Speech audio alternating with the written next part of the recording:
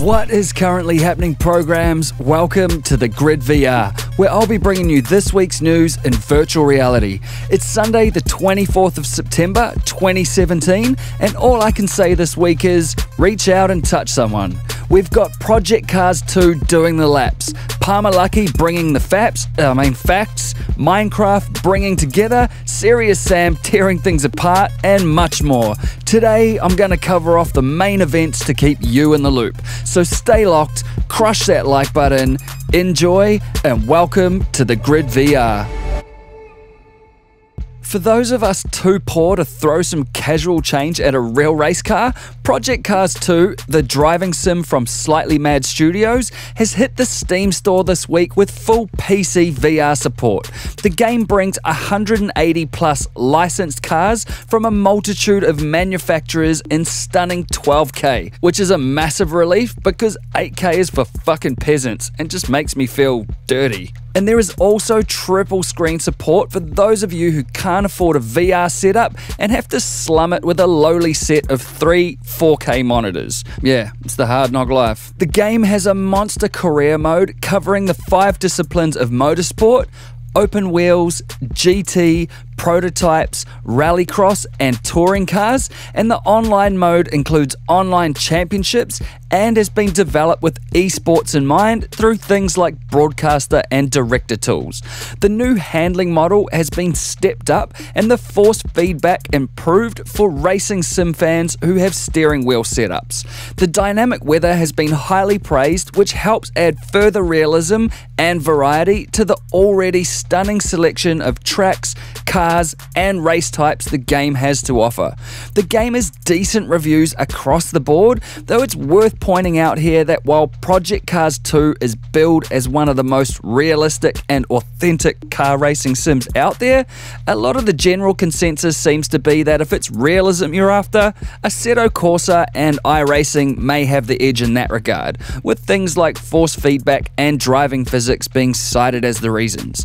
There have also been a handful of programs reporting launch day bugs and initial rookie AI, though this is all likely to be patched out shortly.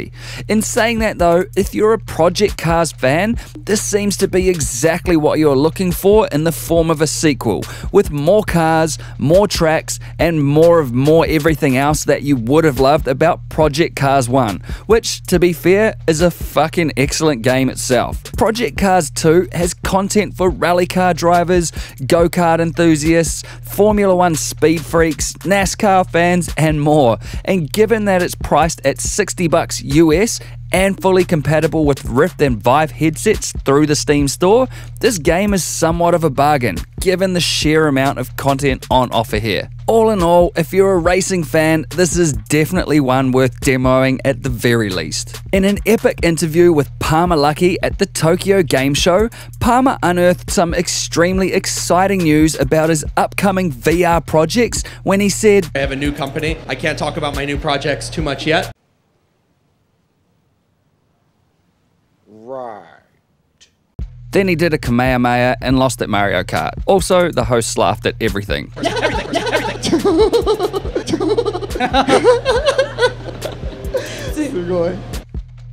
Prior to that uneventful talk-up though, Palmer gave us a little too much information on the AVRS Hentai VR pool party interview about the future of adult VR, where he rocked up in a bikini and definitely seemed more comfortable in his own skin than his girlfriend, so you go girl. The discussion was actually reasonably serious and covered topics like the general state of the VR bikini industry, though it wasn't really anything we didn't already know.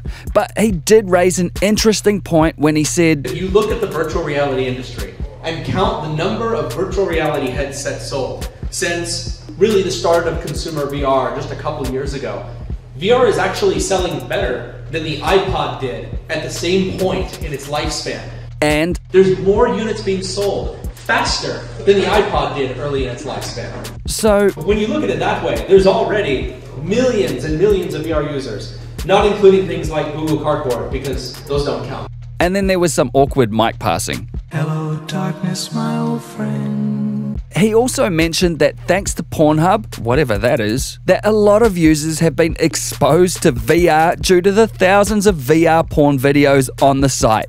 And that's not surprising. VHS won out over Betamax and Blu-ray succeeded over HD DVD, thanks in no small part to the porn industry. So to anyone who is early adopting VR porn, just keep doing what you're doing. And to those of us who keep hearing VR is dead stories, just keep in mind the humble iPod. All in all, the whole interview was a bit hard on the eyes, but it did address the balls, bikini.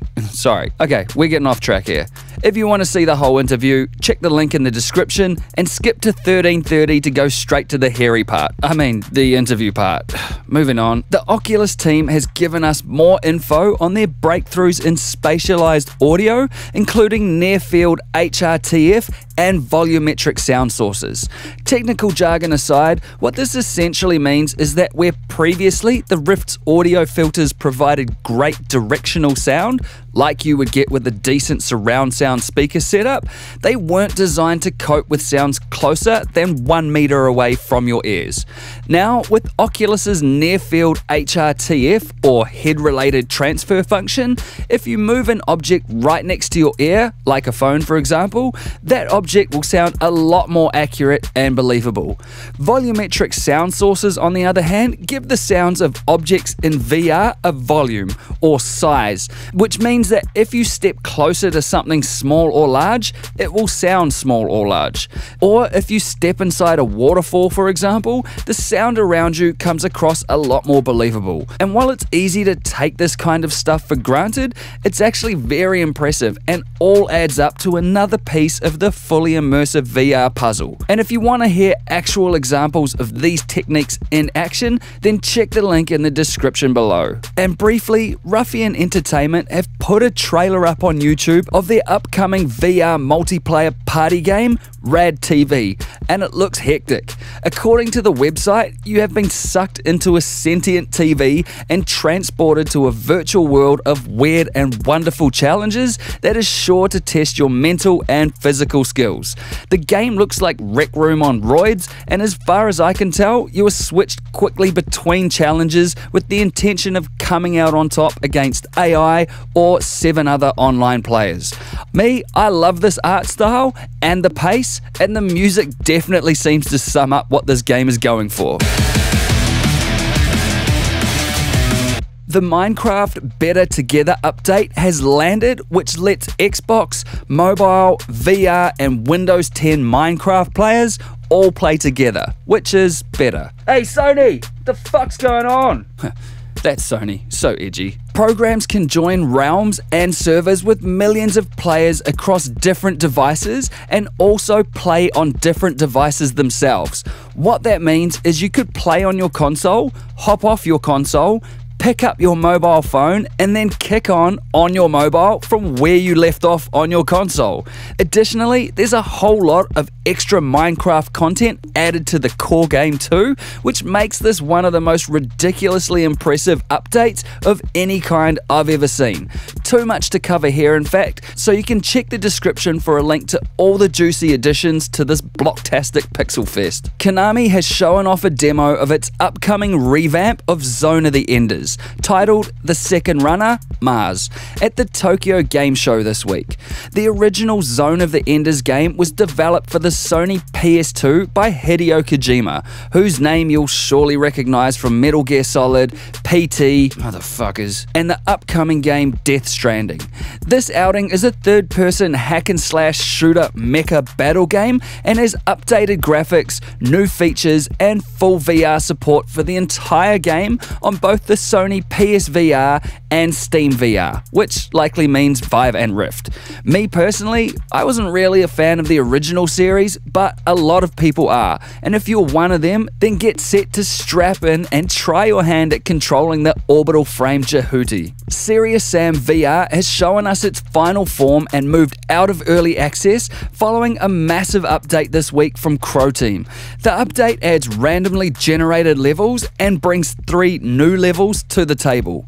Arena hurls an endless variety of randomly generated enemies in your direction to keep things interesting. Endless Wave is an endless wave based shooting mode, and daily challenge gives you the chance to hammer new sets of enemies that get changed up daily.